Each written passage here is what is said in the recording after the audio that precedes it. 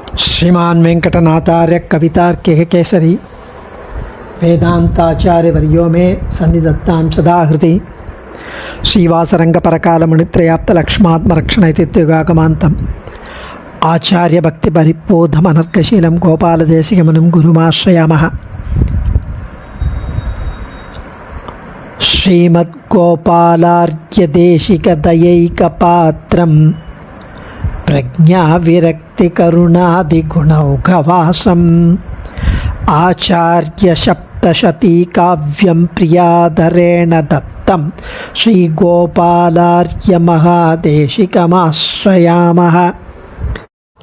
श्रीमद् आचार्य सप्तशती श्री उवे कंदाडे मन्नार्गुडी गोपालार्य महादेशिकन अरुளிச் செய்த ஸ்ரீமத் ஆச்சாரிய சப்தசதியில் நேற்றைய தினம் சுவாமியோட ஒரு ஆச்சரியமான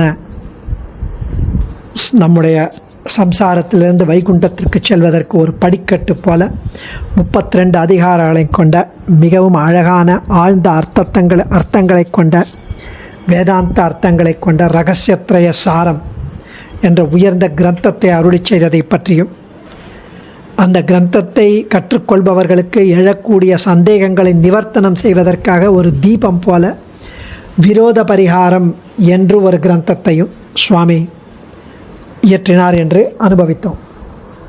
இன்றைக்கி 679வது ஸ்லோகம்.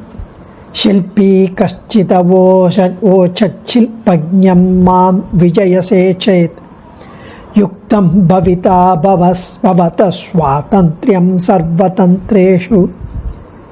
शिल्पी कश्चिदवोचच्छिल्पज्ञं मां विजयसे चेत् युक्तं भविता भवत स्वातन्त्र्यं सर्वतन्त्रेषु.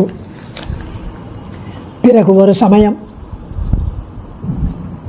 துர்மதிகளால் அசூயை பொறாமைப்பட்டவர்களால் ஏவப்பட்டு ஒரு ஷில்பி, அதாவது ஸ்கல்ப்டர், ஒரு சிற்பி சுவாமியிடம் சேலஞ்ச் பண்ணுறான்.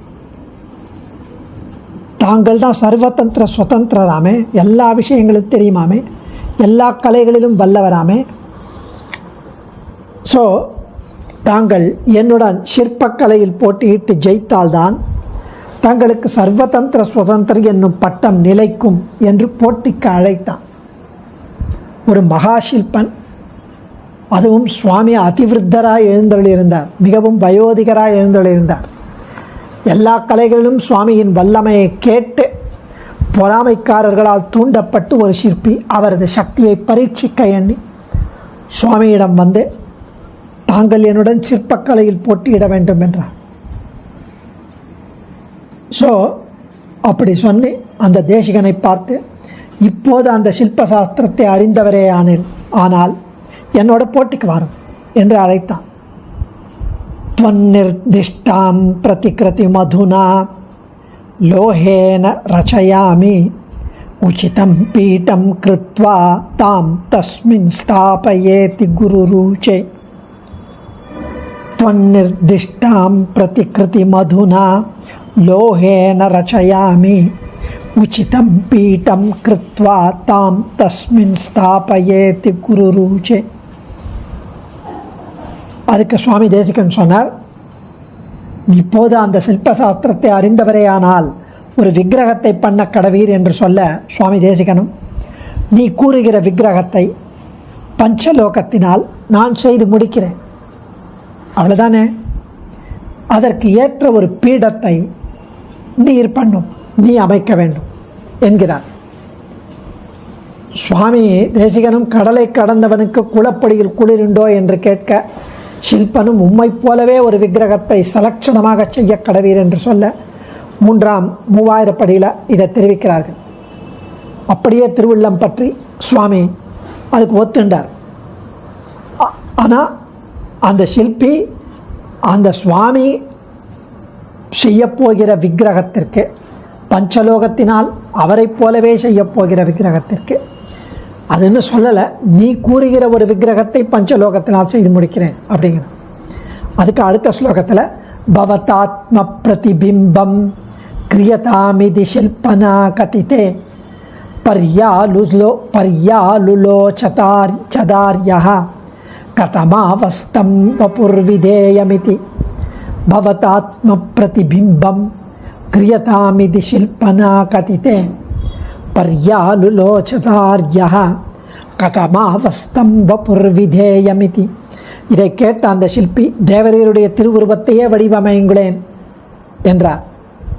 உம்மை போலவே ஒரு விக்கிரகத்தை சலட்சணமாக செய்ய கடவீர் என்று சொல்ல, சுவாமி தேசிகன் தம்முடைய எந்த மாதிரி கோலத்தில் இந்த சிலையை வடிப்பது என்று ஆலோசித்தார். எப்படி அப்படின்னு, ஆதிசதார்யம் ஹி ததா ரங்கேஷ கஞ்சிதா விஸ்வ தனு தவ பிம்பம் ரம்யம் ஸ்ரீகோஷஞான முத்ராபியாம். அன்றைக்கி ராத்திரி சொப்னத்தில் பெரிய பெருமாள் வந்தார் அப்படின்னு ஒரு பாட்டம், ஒரு செய்தி ஒரு புத்தகத்தில் போட்டிருக்கு. சுவாமி இங்கே கோபாலாரிய மகாதேசிகன் தெரிவிக்கிறார். இதை அறிந்து கொண்ட ஸ்ரீ ரங்கநாதன் பெருமாள் அங்கிருந்த ஒருவர் மேலே ஆவேசித்து தேவரீருடைய உருவத்தை ஒரு கையில் ஸ்ரீகோஷத்துடன், அந்த அந்த ஓலைச்சுவடியுடன் ஸ்ரீகோஷத்துடன், ஒரு கையில் ஞானமுத்திரையுடன் அமர்ந்திருக்கும் அழகிய திருக்கோலத்தை சிலை வடிக்க வேண்டும் என்று ஆணையிட்டார். வலது கையில் ஞானமுத்திரையும் இடது கையில் ஸ்ரீகோஷமும், ஸ்ரீகோஷம்னா புத்தகம், இருந்த திருக்கோலமாக உம்முடைய விக்கிரகத்தை பண்ண கடவீர் என்று அங்கிருந்த ஒருவர் மேலும் ஆவேசித்துன்னு இங்கே சுவாமி கோபாலாரிய மகாதேசிகன் தெரிவிக்கிறார். அதே 3000 படியில் திருத்தீய பிரம்மதந்திர சுவாமி அருளி செய்த குரு பரம்பரா பிரபாவத்தில் சொப்னத்தில் ரங்கநாதன் இந்த மாதிரி காட்டி அருளினார் என்று தெரிவிக்கிறார். ஆல்சடண்டன் ரங்கநாதன் தெரிவித்தார், அவ்வளோதான். ஸோ விடிவோரை தேசிகனும் விடிந்ததும் நித்திய கைங்கரியங்களை செய்து அந்த சில்பனை அழைத்து சொப்னத்தையும் அருளி செய்து அவன் முன்னாலேயே அழகாக விக்கிரகத்தை பண்ணி லோகத்தையும் முறுக்கிவிட ஷில்பனும் அதை பார்த்தான். ஸோ ஆகர்ணியார்ய பரமானுகிரக இதி சாசனம் பிரசஸ்ய ததா கிருத்வா ரம்யாம் பிரதிகிருதமதர்ஷயச்சில்பினே தஸ்மை ஆகர்ணியார்ய பரமானுகிரக இதி சாசனம் பிரசஸ்ய ததா கிருத்வா ரம்யாம் பிரதிகிருதிமதர்ஷில்பினே தஸ்மை பிரதிகிருதிமதர்ஷில்பினே தஸ்மை. பகவானுடைய அந்த ஆக்ஞை, சாசனம், அதை கேட்ட சுவாமி தேசிகன் மிகவும் பரவசப்பட்டு அழகியதொரு தன்னுடைய சிலையை ரங்கநாதரின் ஆக்ஞைப்படி வடிவமைத்தார். பிறகு அதை அந்த சிற்பியிடம் காண்பித்தார். ஸோ அதிசுந்தரமாய் யதோக்த லட்சணமாக இருக்குது. சாமுத்ரிகா லட்சணத்தில் இலக்கணத்தில் கூறியபடி உடலின் அமைப்பு இருக்குது. ரொம்ப அழகாக அதை அவர் வடிவமைத்தார். ஷில்பி யதா பிரதிஜ்ஞம் கிஞ்சித் பீடம் விதாய ரயாத் ஆர்யஸ்ய பிரதிபிம்பம் தஸ்மின் சந்தாதுமாரேபே. ஷில்பி யதா பிரதிஜ்ஞம் கிஞ்சித் பீடம் விதாய ரயாத் ஆர்யஸ்ய பிரதிபிம்பம் தஸ்மின் சந்தாதுமாரேபே. பிறகு அந்த சிற்பி முன்னமே பிரதிஜை பண்ணபடி, முன்னமே சொன்னபடி, வாக்கு கொடுத்தபடி ஆச்சாரியரின் விக்கிரகத்திற்கு ஏற்ற ஒரு பீட்டத்தை வடிக்க தொடங்கினான். பீட்டம்னா அந்த ஃபுட், அந்த பிளேஸ் ஹோல்டர், அந்த பெடஸ்டல், அந்த விக்கிரகத்தை வைப்பதற்கான ஒரு அமைப்பு, ஒரு பீடத்தை வடிக்கத் தொடங்கினான். பீடத்தை பண்ணி சேர்க்க கடவை என்று தேசிகனும் அருளி செய்ய ஷில்பனும் அப்படியே செய்து அந்த பீடத்தை கொண்டு வந்தான், வடிவமைத்தான். பீட்டே சம்யக சம்ஹித மத பிம்பம் வீக்ஷ சில்பி சகா பிரதிகிருதி தோஷ பிராந்தியா அதக்ஷ்ணோத்தஸ்யா பதாப்ஜமாயுததः. பீட்டே சம்யக சம்ஹித மத பிம்பம் வீக்ஷ சில்பி சகா பிரதிகிருதி தோஷ பிராந்தியா அதக்ஷ்ணோத்தஸ்யா பதாப்ஜமாயுததः. அந்த பீடத்தை வடிவமைத்த பிறகு சுவாமியின் திருவுருவம் கண்ட அந்த விக்கிரகத்தை அந்த பீடத்தில் சேர்க்கும்போது அது உள்ள அதை பொருத்தினார். அந்த பிரதிஷ்டை செய்ய முற்படும் போது அதை சரியாக பொருந்த முடியவில்லை. அந்த பீடத்தில் அது உட்காரல. ஸோ அந்த பீடத்தில் உட்காரல அப்படிங்கிறதுனால அதி சௌந்தரியத்தாலே அந்த பீடத்தில் உட்காரல. ஆனால் பீடம் இது விக்கிரகம் ரொம்ப அழகாக இருக்கு. அந்த சிலையில் ஏதோ தோஷம் உள்ளது, அது உட்காரல, சரியாக பொருந்தலை என்று எண்ணி உடனேயே அந்த சிற்பி என்ன பண்ணால் அந்த சிலையின் திருவடி தாமரைகளின் ஒரு சின்ன பகுதியை அப்படியே லேசாக ஷியர் பண்ண லேசாக ஷியர்னா அப்படி செதுக்கி ஒரு பகுதியை வெட்டி முற்பட்டான். ஆனால் கரெக்டாக உட்காரணுங்கிறதுக்காக ஸ்லைட்லி ஃபியூ மில்லிமீட்டர் லார்ஜர் அந்த விக்கிரகத்தோட திருவடி தாமரைகள். அந்த பீடம் உட்கார முடியல, அதனால் அப்படின்னு அதை வெட்டுவதற்காக முற்பட்டான். ஆர்யஸ்யாஸ்ருக சுஸ்ருவதः ததானீம் பதாரவிந்தேன தத்ரஸ்தா மத்தியஸ்தா திருஷ்ட்வா ருதிரம் விசிஷ்மீரே. ஆர்யஸ்யாஸ்ருக சுஸ்ருவதः ததானீம் பதாரவிந்தேன தத்ரஸ்தா மத்தியஸ்தா திருஷ்ட்வா ருதிரம் விசிஷ்மீரே. அந்த சிற்பியானவன் சுவாமியின் திருவுருவம், அந்த திவ்யமங்கல விக்கிரகம், அந்த விக்கிரகத்துடைய திருவடி தாமரைகளை லேசாக வெட்ட முயற்சித்தவுடன் அதிலிருந்து ரத்தம் கசிய தொடங்கியது. அதை பார்த்து கொண்டிருந்த தலைமை நிர்வாகிகள்லாம் மிகவும் ஆச்சரியத்தம் பட்டு அப்படியே ஷாக் ஆகிட்டு அதிர்ந்தனர்.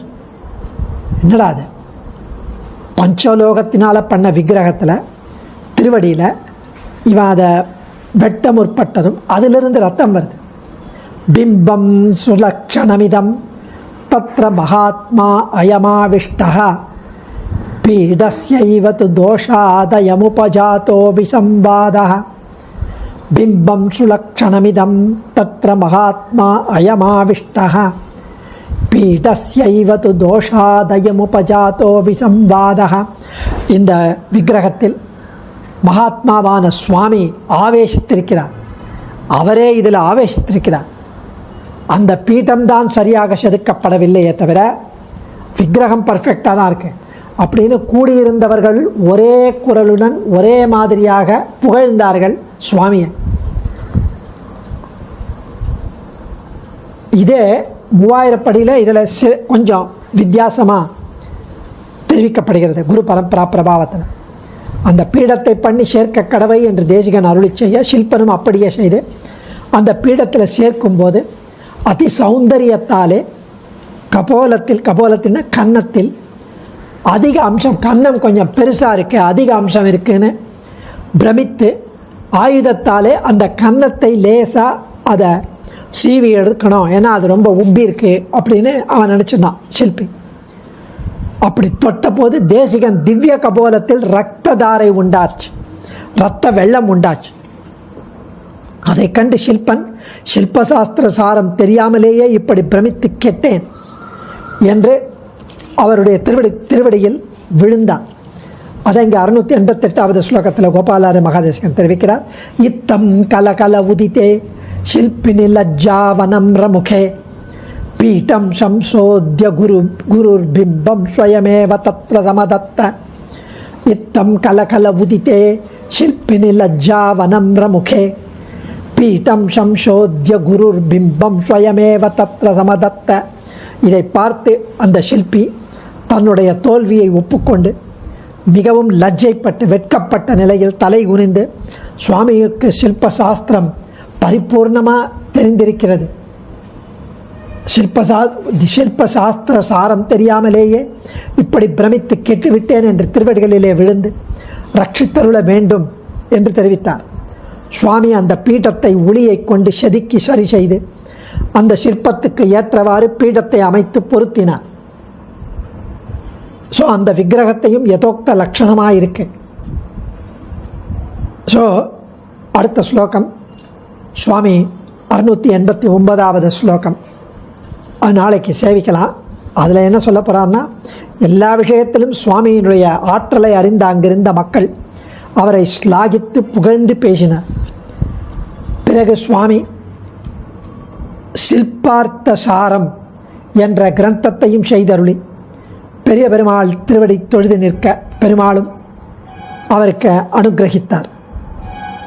அதை நாளை அனுபவிப்போம். அடியே தன்யோஸ்மி.